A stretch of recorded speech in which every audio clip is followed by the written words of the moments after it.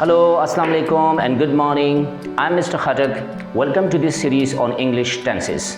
In this class, we will look at the present tense. I'll show you exactly when to use it, how to use it, and also what mistakes to be careful of when you are using this tense. We will go through lots of practice exercises together so you will learn exactly how to use this tense correctly and confidently. So are you ready? Let's get started. Hi. इससे पहले कि हम आज का lecture शुरू करें, उससे पहले मैं आपको ये बता दूं कि what are tenses. Tenses are simply the way we talk about times in English. What do we mean by times? We mean the past, the present, and the future are called tenses. जब हमें tense की ज़रूरत होती है, वो किसी न किसी वजह की ज़रूरत होती है. हम टेंसेस के ज़रिए वक्त का एक्सप्रेशन करते हैं, यानी वक्त को एक्सप्रेस करते हैं कि किस टाइम पर कौन सा काम हुआ था, होने को जा रहा है और होगा, या हो रहा है और होगा. दो प्रेजेंट टेंस है, एक को प्रेजेंट कंटिन्यूस कहते हैं और एक को प्रेजेंट सिंपल कहते हैं. दोनों ही प्रेजेंट है. फ़र्क सिर्फ ये है कि एक प्रोग्रेसिव है, जो पूछने वाला अपने आंखों से देख रहा है उस मुतल्लिका फ़र्द को कि वो कोई काम कर रहा है और वो पूछ रहा है उससे उस वक्त कि आप क्या कर रहे हो, तो वो आगे से उस काम के बारे में बताता है जो वो उस वक्त कर रहा होता है. That is present continuous. Mean the work is in progress, it is in the middle of it, I mean it is not yet completed. और एक होता है प्रेजेंट सिंपल, जो जनरल हम इस्तेमाल करते हैं, जनरली इस्तेमाल करते हैं, फैक्ट्स के लिए इस्तेमाल करते हैं. अब जैसे कि मैं एक बेस फॉर्म लेता हूँ, एक बेस वर्ब लेता हूँ, यानी मेन वर्ब लेता हूँ, वर्क, WORK, वर्क. इसी वर्क को अगर मैं सब्जेक्ट प्रोनाउंस के साथ कॉन्जुगेट करता हूँ तो ये सब्जेक्ट प्रोनाउन के साथ साथ इसके स्पेलिंग में और प्रोनाउंसिएशन में इजाफा होता रहेगा, चेंजेस आती रहेगी. प्रेजेंट सिंपल जब भी आपसे कभी कोई सवाल पूछता है तो वो आपसे आपकी उस एक्टिविटी के बारे में पूछना चाहता होता है जो आप रेगुलर तरीके करते होते हो. रेगुलर से मुराद हरगिज़ ही नहीं कि रोज़ाना, वो हर हफ्ते भी हो सकता है, वो महीने में एक दफ़ा भी हो सकते हैं, साल में एक दफ़ा भी हो सकते हैं, 10 साल में भी एक दफ़ा हो सकते हैं, और ज़िंदगी में भी एक दफ़ा जो काम होना होता है वो हम प्रेजेंट सिंपल में उस काम को एक्सप्रेस करते हैं. तो मैं अब अगर वर्क को प्रेजेंट सिंपल में कॉन्जुगेट सब्जेक्ट प्रोनाउंस के साथ करूं, आप लोग भी कहते होंगे कि सब्जेक्ट प्रोनाउन क्या होता है. तो सब्जेक्ट प्रोनाउन वो होता है जो हम नेम को रिप्लेस करते हैं सब्जेक्ट प्रोनाउन से. जैसे अगर मेरा नाम मिस्टर खटक है तो मैं कहूँगा I. This I is a subject pronoun. तो मैं अगर वर्क को कॉन्जुगेट करता हूँ सब्जेक्ट प्रोनाउन के साथ तो मैं कहूँगा आई work, you work, we work, they work. But he works, she works, and it works. It is for things like, for example, my computer works, my hair dryer works.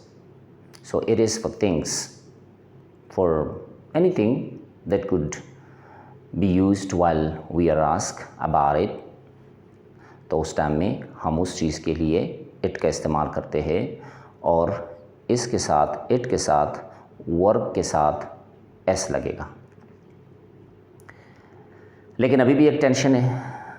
Mostly लोगों को ये problem होता है कि अगर present simple में S और E S कैसे लगता है. तो मोस्टली वर्ब्स के साथ एस ही लगता है, लेकिन उन वर्ब के साथ जो ओ, CH, SH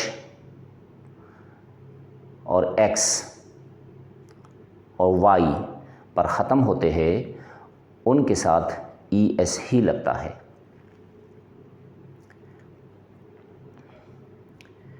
ये तो हो गई प्रेजेंट सिंपल की बात। प्रेजेंट सिंपल 5 महसूस टाइम पर इस्तेमाल किया जा सकता है। वो 5 महसूस टाइम अब कौन सा है? एक है permanent, routine, facts, schedules and frequency. In 5 condition में, इन 5 सिचुएशन में प्रेजेंट सिंपल इस्तेमाल होता है। अभी आप ही सोच रहे होंगे कि what is permanent. So permanent mean is I live in Islamabad. Where do you live? I live in Islamabad. You live in Rawalpindi. He lives in India.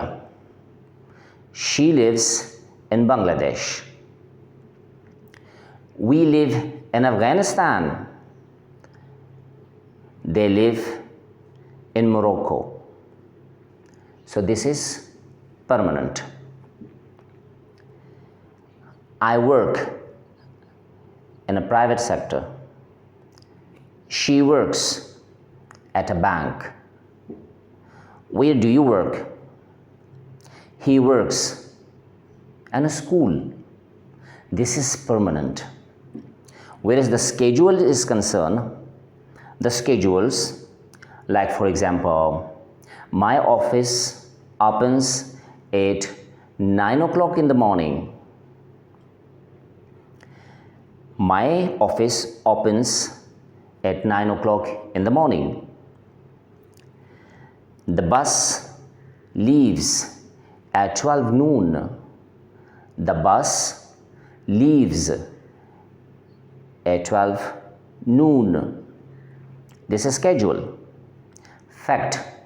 अब फैक्ट के लिए प्रेजेंट सिंपल का इस्तेमाल होना इंसान को बड़ा अजीब ही बना देता है, but for facts we badly need to use present simple. Like for example, the sun rises in the east. The sun rises in the east. Oh my God. The sun rises in the east. If the sun rises in the east, then where the sun sets? So the sun sets in the west. The sun sets in the west. This is the second condition. Whereas the third condition is routine. Normally we spend our life as per routine. My routine is I wake up at 5 o'clock in the morning. I wake up at 5 o'clock in the morning. She goes to school at 9 in the morning. Wow. I wake up at 5 o'clock in the morning and she goes to school at 9 o'clock in the morning. Routine. अब frequency of verbs भी है और verbs of frequency भी you can say. वो क्या है? I always take the bus. I always take the bus. ये जो always है ये है verb of frequency. Verb of frequency 4-5 ही होते हैं, जैसे कि हम always, often, sometimes, and rare, and never. Always 100%, often 75%, sometimes 50%, rare 10 to 20%. And never 0%. जब हम कभी काम अक्सर कर रहे होते हैं तो उसमें से हमें वर्ब्स ऑफ फ्रीक्वेंसी की ज़रूरत होती है. I always go to my office. I always go to my office mean I never take an absent. मैं कभी खराज नहीं करता. So 100% I always in my office. I often go to the cinema to watch movie. I often go to the cinema to watch movie. It might be every week, it might be once a month, it might be thrice a month, so that is 75% often. Whereas sometimes is concerned, so sometimes mean 50%. I sometimes go to cinema to watch movie, mean 50%. I go to the cinema to watch movie. Whereas rare, I rare go to cinema to watch movie. 10 to 20%. बहुत ही शादर नादर में जाता हूँ. I rare to eat meat. मैं गोश्त बहुत शादर नादर ही खाता हूँ. I am vegetarian. And I never go to cinema to watch movie. I prefer to watch movie at home. मैं सिनेमा कभी भी नहीं जाता, मैं घर पर ही मूवी देखता हूँ. तो ये सिचुएशन है प्रेजेंट सिंपल की, बहुत ही सिंपल है. जैसे मैंने आपको कहा कि प्रेजेंट कंटिन्यूस वो चीज़ है जो एक काम हो रहा होता है, प्रोग्रेसिव में वो काम in the middle of completion है, अभी तक कंप्लीट नहीं हुए, यानी हर नामुकम्मल काम जो होता है और उसने मुकम्मल होना होता है, उस दौरान हम प्रेजेंट कंटिन्यूस का सहारा लेते हैं. और जो काम प्रेजेंट सिंपल में हम एक्सप्रेस करते हैं वो ज़रूरी नहीं है कि पूछते वक्त जो बंदा आपसे पूछ रहा होता है वो काम आप कर रहे होते हो तो तभी वो आपसे पूछेगा. नहीं हो सकता है कि आप सो रहे हो और कोई आए और आपसे कहने लगा कि हे हु आर यू, और आप कहोगे I am mister Khargan, I am a driver, I drive a truck.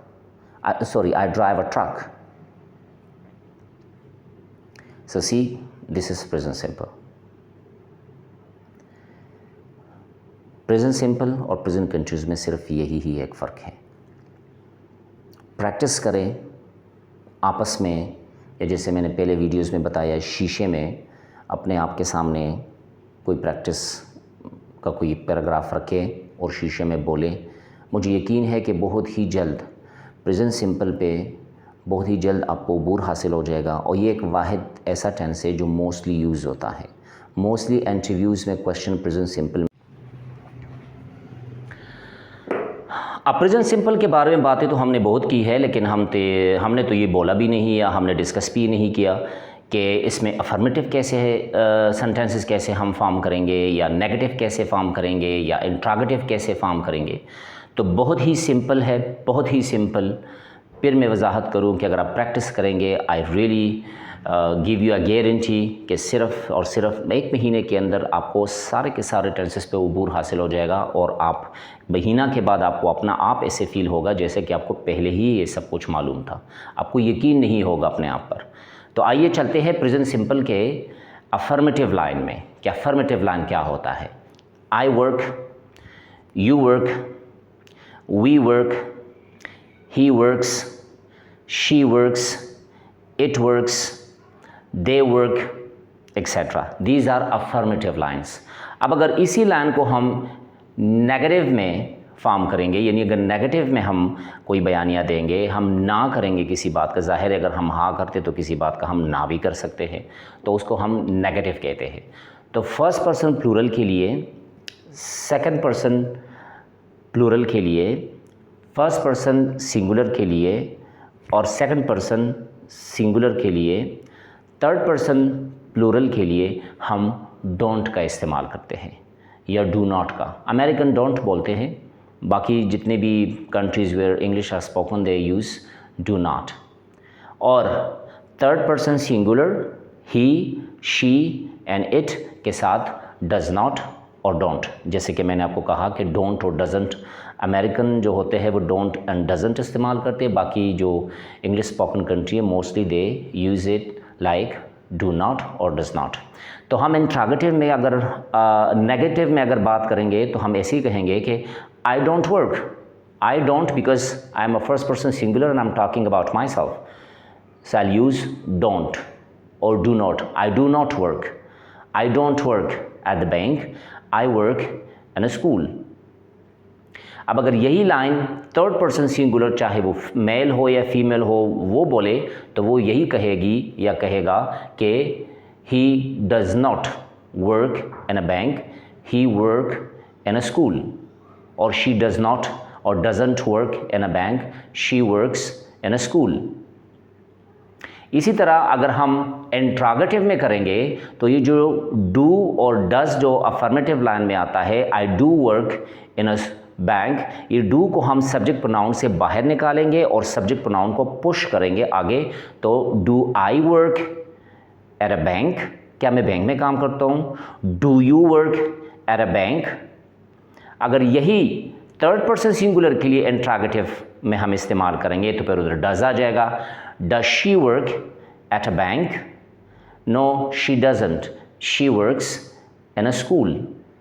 तो ये जो डू और डज और डोंट और डजंट, ये इंट्रोगेटिव में और अफर्मेटिव में इस्तेमाल होते। अफर्मेटिव में थर्ड पर्सन के लिए सिंगुलर, चाहे वो मेल हो फीमेल हो, डज, और first person singular, second person singular, third person plural और फर्स्ट पर्सन प्लूरल के लिए डू और डोंट का इस्तेमाल होता है।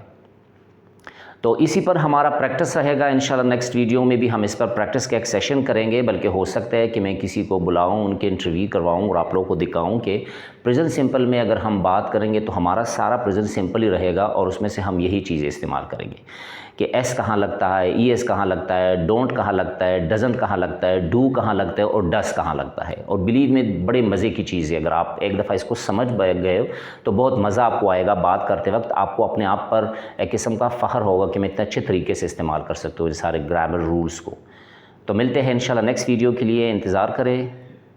वीडियो के शुरू में जैसे मैंने आपको कुछ वीडियोस और में भी बताया था कि प्लीज़ प्रैक्टिस किया करें, प्रैक्टिस करें and practice makes man perfect. यही एक चीज़ है कि आप करेंगे तो आपको ये सारी चीज़ों पर अबूर हासिल हो जाएगा, और इंशाल्लाह उम्मीद है कि 1 महीने के बाद अपने आपको खुद महसूस होगा कि आप ये सारी चीज़ें बोल सकते हैं। तो आज के लिए इतना ही है, अभी मुझे इजाज़त दे दीजिएगा। बहुत बहुत शुक्रिया, दुआओं में याद रखिएगा। अस्सलाम वालेकुम, गुड बाय।